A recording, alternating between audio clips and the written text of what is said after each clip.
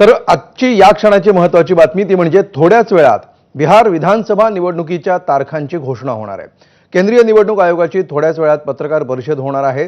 2 टप्प्यामध्ये बिहार विधानसभेच्या निवडणुका होण्याची शक्यता आहे। बिहारमधील 243 विधानसभा जागांसाठी ही निवडणूक होती आहे। बिहार विधानसभा निवडणुकीसाठी भाजप, काँग्रेस, जेडीयू आणि राजद यांच्यासह इतर पक्षांनी देखील प्रचाराचा चांगला जोर लावलाय।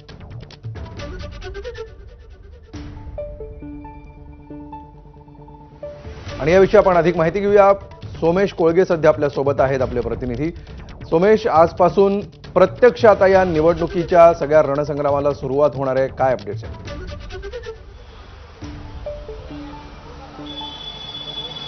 अतिशय महत्त्वाची अशी ही बिहारची निवडणूक आज जाहीर होणार आहे। ही महत्त्वाची यासाठी म्हटलं कारण ही निवडणूक जरी बिहारची असली तरी सुद्धा या निवडणुकीवर संपूर्ण देश प्रभावित करण्याची ताकद ही या निवडणुकीमध्ये आहे।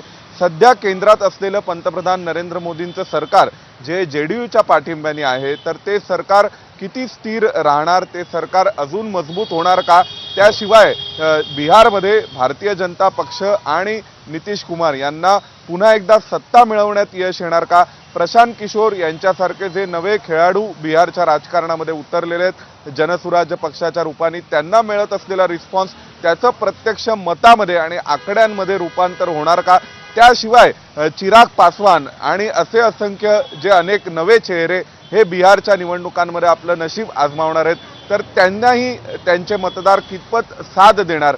पहिल्यांदा बिहारमध्ये झालेली स्पेशल इंटेन्सिव्ह रिव्हिजन मतदार याद्यांची पडताळणी अतिशय वादग्रस्त ठरलेली होती।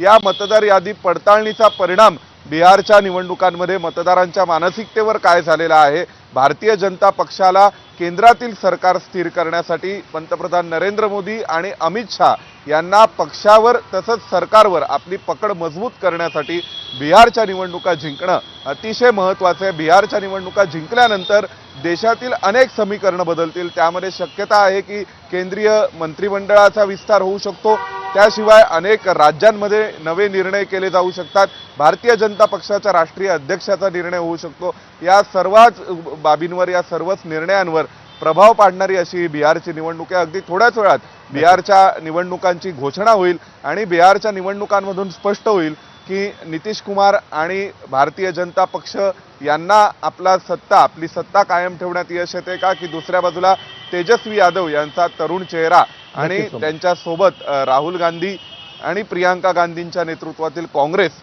यश मिळवणार का, असे असंख्य प्रश्न या बिहारच्या निवडणुकांवर उत्तर मिळायला आता सुरुवात होणार आहे। आणि सध्याची आपण थेट दृश्य बघतो आहोत, निवडणूक आयोगाची पत्रकार परिषदेला सुरुवात होते आहे। अर्थात या ठिकाणी सध्या काही क्षणातच या पत्रकार परिषदेला सुरुवात होईल आणि या सगळ्या घटनांवर आपलं लक्ष असेल। तूर्त धन्यवाद सोमेश या सविस्तर माहितीबद्दल। Senior deputy election commissioners Manish Garg sir.